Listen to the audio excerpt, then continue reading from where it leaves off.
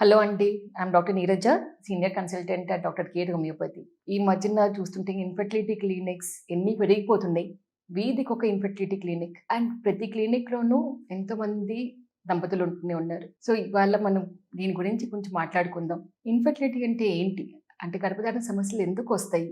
ఈ మధ్యన ఎందుకు పెరుగుతున్నాయి అనేది ఆలోచిద్దాం. ఇన్ఫెర్టిలిటీ పెళ్ళయ్యి రెగ్యులర్‌గా కలిసి ఉండి ఒక ఏడాది వరకు ప్రెగ్నెన్సీ రాలేదు అంటేనే ఇన్ఫెర్టిలిటీ అనుకుంటాం. ఇన్ఫెర్టిలిటీ అనేది 2 రకాలు. ఒకటి ప్రైమరీ ఇన్ఫెర్టిలిటీ. అంటే పెళ్ళైన 1 ఇయర్ వరకు ప్రెగ్నెన్సీయే రాకపోతే గనుక అది ప్రైమరీ ఇన్ఫెర్టిలిటీ కిందకి తీసుకుంటాం. సెకండరీ ఇన్ఫెర్టిలిటీ ఒక్కసారి ప్రెగ్నెన్సీ వచ్చింది.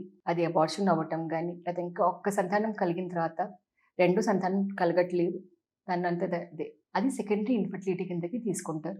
అసలు ఇన్ఫెర్టిలిటీ ఎందుకు పెరుగుతున్నాయి కేసెస్? అండ్ ఇన్ఫెర్టిలిటీకి కారణం కేవలం ఆడవాళ్ళేనా? ఇన్ఫెర్టిలిటీకి కారణాలు చూస్తే కనుక 30% సమస్యలు స్త్రీలలో ఉంటే కనుక 30% సమస్య పురుషుల్లో ఉంటుంది. అండ్ మిగతావి కామన్ కారణాలు ఉంటే ఒక 10% కారణం తెలియదు. కానీ ఈ మధ్యన ఎందుకు తరచుగా అంతకుముందు అయితే ఇంకా మాకు 10 సంతానాలు, మా నాన్నగారికి చూసుకుంటే ఇంకా వాళ్ళు 11 మంది, నా తాతగారి వాళ్ళకి 11, 15 మంది ఉండేవాళ్ళు మేడం. మాకు లేరు. ఎందుకు అనుకుంటున్నారు? ఒకటి లేట్ మ్యారేజెస్ అవ్వటం ఒకటి అయ్యి ఉండొచ్చు. ఈ మధ్యన హార్మోనల్ సమస్యలు ఎక్కువ అవుతున్నాయి. పీసీఓడి, థైరాయిడ్ కండిషన్స్, డయాబెటీస్, బాగా యంగ్ ఏజ్‌లోనే డయాబెటీస్ రావటం, ఇలాంటి సమస్యలు ఎక్కువ అవుతున్నాయి. లైఫ్ స్టైల్‌లో చూస్తే ఇంకా పరిగెత్తుతూనే ఉన్నాం మనం. నైట్ డ్యూటీస్‌లు చేసుకోవటం గానీ, 11, 12 వరకు మెలకువలో ఉండి టీవీలు చూడటము, లేకపోతే మొబైల్ ఎక్కువ చూడటము, వీటి వల్ల లేదు బాగా స్ట్రెస్ ఎక్కువ తీసుకోవటము, వీటి వల్ల కూడా మేబీ ఇన్ఫెర్టిలిటీ కాజెస్ ఎక్కువ పెరుగుతున్నాయి. ఇప్పుడు చూస్తే మీకు ఇన్ఫెర్టిలిటీ ఆడవాళ్ళు ఎందుకు వస్తుంది ముందు చూద్దాం. ప్రైమరీ ఇన్ఫెర్టిలిటీకి, సెకండరీ ఇన్ఫెర్టిలిటీకి కారణాలు ఏమేమి ఉండొచ్చు? మెయిన్ కారణం చూసుకుంటే కనుక హార్మోనల్ సమస్యలు ఎక్కువ ఉన్న ఆడవాళ్ళకి ఇన్ఫెర్టిలిటీ వచ్చే ఛాన్సెస్ ఎక్కువ ఉంటాయి.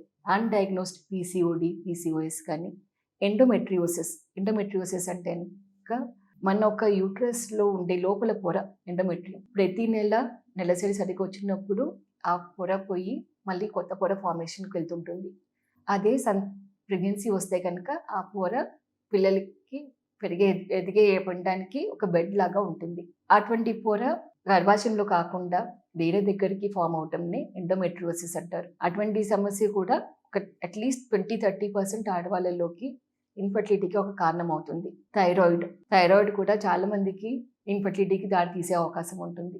ఇవి హార్మోనల్ సమస్యలే కాకుండా infections, pelvic inflammatory disease, tubal blockages ఉండటము, ఇటువంటివి ఇన్ఫెర్టిలిటీకి దారి తీసే అవకాశం ఉంటుంది. ఈ హార్మోనల్ సమస్యల వల్ల ఒకటి అండాశయం సరిగ్గా ఫామ్ అవ్వకపోవటం, అండం సరిగ్గా ఫామ్ అవ్వకపోవటం కానీ, సరిగ్గా రిలీజ్ కాకపోవటం కానీ, సరిగ్గా ఇంప్లాంట్ కాకపోవటం వల్ల కానీ ఆడవాళ్ళలోకి ఇన్ఫెర్టిలిటీ వస్తుంది. కొంతమంది స్త్రీలకి స్పెర్మ్ అంటే వీర్యం అగేన్స్ట్‌గా కొన్ని యాంటీబాడీస్ ఉంటాయి. యాంటీబాడీస్ అంటే ఇంకా బ్యాక్టీరియా అగేన్స్ట్ గాను, వైరసెస్ అగేన్స్ట్ గాను మనల్ని ప్రొటెక్ట్ చేసేవి. కానీ కొంతమంది స్త్రీలలో యాంటీబాడీస్ వాళ్ళ హస్బెండ్ ఒక్క వీర్యం పక్కలే ఉంటుంది. సో అటువంటి యాంటీబాడీస్ ఉన్నాయా, లేదా హార్మోన్స్ తక్కువగా ఉన్నాయా లేదా అనేసి తెలుసుకుని దాన్ని బట్టి మనం సమస్యకి సొల్యూషన్ ఎత్తుకోగలుగుతాము. అట్లానే పురుషుల్లో చూసుకుంటే కనుక వీర్య కణాల్లో లోపాలు ఉండటం, ఎజోస్పర్మియా లేదు ఆలిగోస్పర్మియా ఉండటం, హైడ్రోసీల్, వారికోసీల్ ఉండటం, లేదా వాళ్ళలో కూడా కొన్ని హార్మోనల్ సమస్యలు లైక్ థైరాయిడ్ ఉండటము, డయాబెటీస్ ఉండటము, ఇటువంటి కండిషన్స్ ప్రైమరీ ఇన్ఫెర్టిలిటీకి కానీ, సెకండరీ ఇన్ఫెర్టిలిటీకి కానీ దారి తీసే అవకాశాలు ఉంటాయి. ఇప్పుడు ఇన్ఫెర్టిలిటీ ట్రీట్మెంట్స్ అయితే ఇంకా చాలా ఉన్నాయి. చూస్తూనే ఉన్నాం కదా ఈ మధ్యన ఎంత మష్రూమింగ్ అవుతున్నాయి ఇన్ఫెర్టిలిటీ క్లినిక్స్. ప్రతి వీధిలోనూ ఒక ఇన్ఫెర్టిలిటీ క్లినిక్ ఉంది. వాళ్ళు ఇచ్చే మెడిసిన్స్ మన ఒక హార్మోన్స్ని ఇంకా డిస్టర్బెన్సెస్ చేస్తాయి. సమస్య ఒక్కటే ఉంది. అండ్ దాంట్లో కూడా ఐయుఐకి వచ్చే రిజల్ట్ 25%, ఐవీఎఫ్కి వచ్చే రిజల్ట్ 35%, మిగిలిన 65% మందికి ఆ సమస్య అట్లానే ఉంటుంది. సో మరి ఈ సమస్యకి పరిష్కారం కాన్స్టిట్యూషనల్ హోమియోపతిక్ ట్రీట్మెంట్. అది మీ హార్మోనల్ లోపాల వల్ల మీకు సంతానం లేమి ఉందా, ఫైబ్రాయిడ్స్ అంటే ఇంకా కంతులు ఉండటం వల్ల మీకు ఒక సంతానం లేమి అవుతున్నదా, లేదు ట్యూబల్ బ్లాకేజెస్ వలన, ఇన్ఫెక్షన్స్ వలన, లేదా వీర్య కణాల లోపాల వలన, అది రూట్ కాజ్ అనాలిసిస్ చేసుకుంటారు. మీ యొక్క ఎమోషన్స్ బేస్డ్ మీదకి, మీ యొక్క లైక్స్ డిస్లైక్స్ బేస్డ్ మీదకి, మీ చిన్నప్పటి నుంచి ఒక హిస్టరీ తీసుకుంటారు వాళ్ళు. మీ దేనికి ఎట్లాగా రియాక్ట్ అవుతారని చూసుకొని దాని ప్రకారంగా మీ కాన్స్టిట్యూషన్ని స్టడీ చేసుకొని ఆ రూట్ కాజ్ మీకు ఎందుకు అవుతున్నది ఇట్లాగా ఇన్ఫెర్టిలిటీ అటువంటి అనాలిసిస్ చేసుకున్న తర్వాతనే మెడిసిన్స్ అనేది ప్రిస్క్రైబ్ చేస్తారు. మా దగ్గరికి ఐవీఎఫ్లో 3-4 టైమ్స్ ఫెయిల్ అయిన వాళ్ళు కూడా వస్తూనే ఉంటారు.